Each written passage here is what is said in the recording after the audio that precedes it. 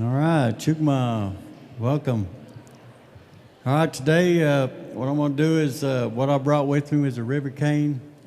It's what we used in Mississippi to entertain people, play our music, and it's grown right by the Mississippi River, this piece of cane. I'm going to tell a story about the flute, where it came from, and a story that was handed down. They say back in the day there was a couple together that's been together their whole lives. As he lost his partner, as he lost his loved ones, he kind of lost a part of his heart. He lost his partner, he lost his friend. So the man went into mourning over this. So he thought he'd go by the river and study these things and think about maybe even going and joining her. As he sat by the river and watched the water, thinking about things, thinking about his grandkids, thinking about his kids, wind started blowing. A woodpecker showed up. Woodpecker starts making holes in the cane. As he continued to make it and the wind kept blowing, the better the music came out. As the man listened to these and thought about things, the Creator spoke to him. The Creator said, take this piece of cane back to your people and play this music for them and let it occupy your time before it's time for you to come see the Maker. This is a story that I share that's passed down through us on our Chickasaw people. And they say this is where the flute came from. It's a 5-hole river flute, and this is traditional here. This came from there. So at this time, I'm going to get started. And when I get through, I'm fortunate enough to have my friend here, Brad Clonch. I think I got it right, but he's going to play the cedar flute for you. So we got 2 different kinds of flutes to play today, so we hope we entertain you good. Shoot my ski, thank y'all. I'll get started. This is Reno Vasquez. Okay, Reno.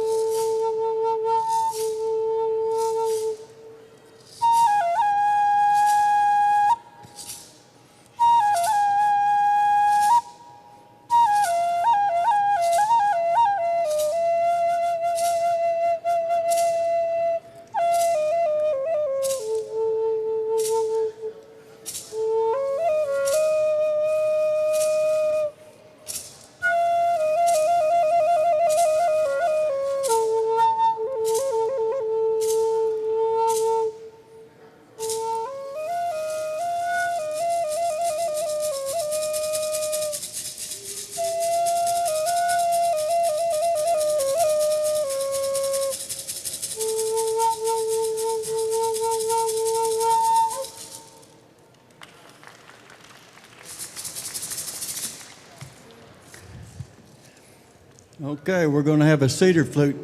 Let you hear the difference in a cane and cedar. It's going to be Brad's going to doing that. If he wants to talk, he can. Thank you, Jesse. Once again, my name is Brad Clonch. I'll be playing a modern version of the American flute, and this is cedar. A little bit the difference in how traditional flutes measure with modern flutes. The flutes I play, and you'll be hearing me play later with Ingenuity, these are all scaled Western toned flutes, Native American flutes, which means they allow me to play along with piano, string orchestras, guitars. Now, traditionally, Native American flutes were not in any sort of key. They were made to the player's specifications, their body, what type of wood they wanted to use. But today, most Native American players play tuned flutes and play along with other instruments. But I'm going to show you the tone and the sound of a Western scaled Native American flute, and this is cedar in the key of A minor.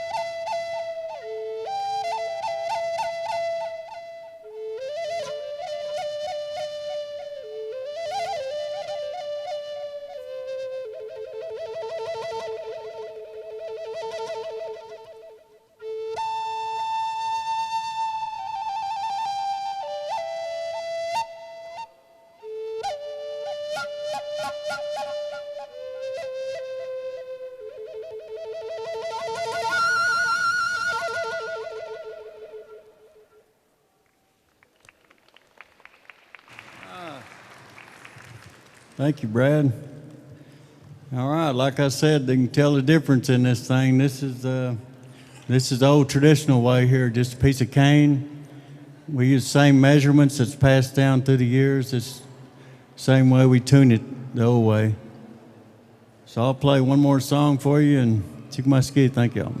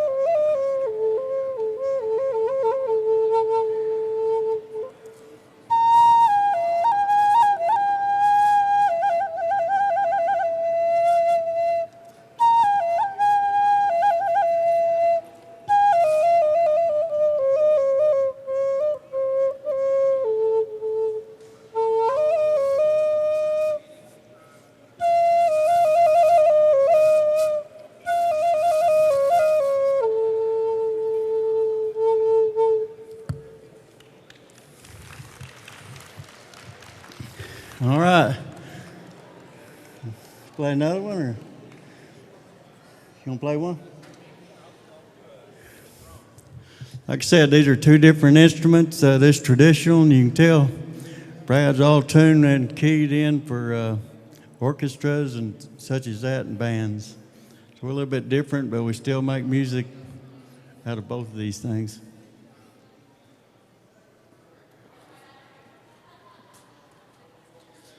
This type of flute I'm going to play for you is more of a modern flute. Once again, it's cedar. They're called drones. Now, as with history, you guys have probably heard of assimilation. Well, during that time, as with many other things in our culture, the flute was one of the things that was almost lost. The flute made a resurgence back around the 1980s and started to make its way back in to mainstream tribes and musicians to perform on. But what we've done, and you'll hear later if you come stick around and listen to us, is Ingenuity. We have taken the traditional instrument of the native flute and mixed it with modern music as a type of integration, adaptation. So many of our tribes, so many of our people, including the Chickasaw, had to adapt, whether it was between the Chickasaw and the English, the Chickasaw and the Europeans with first contact. We've always had to adapt to survive. So why we play the music we play today with modern instruments is because it's an adaptation of something traditional and something cultural that we can still use and make thrive today. The Native American flute, our culture, our songs are not something that you necessarily find here in a museum. They're not dead. They are alive and well, and they're utilized and showcased, back home and throughout the United States. So I want to show you an example of a drone flute. And if you're familiar with bagpipes, it kind of works on the same principle. There's a solid tonal chamber here, and you harmonize with it on the right. So here is a drone flute.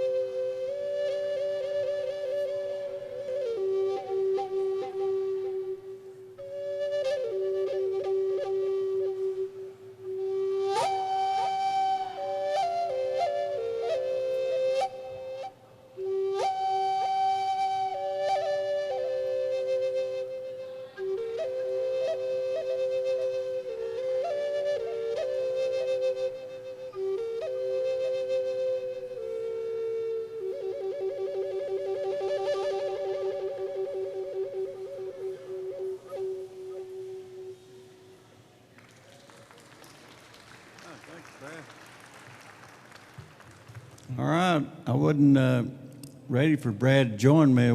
This wasn't planned this way, but about a week ago, before getting ready to come up here, I had a nice cedar flute that I was going to play and bring, but had a little accident with it and got it all busted up. So came with my river cane, and fortunate to have Brad here to play his flute, so everything worked out good like I was supposed to. So we say Chugmaski, thank you, and we don't have a word for goodbye. We say Chapisa Lecho till we see you again. Chugmaski.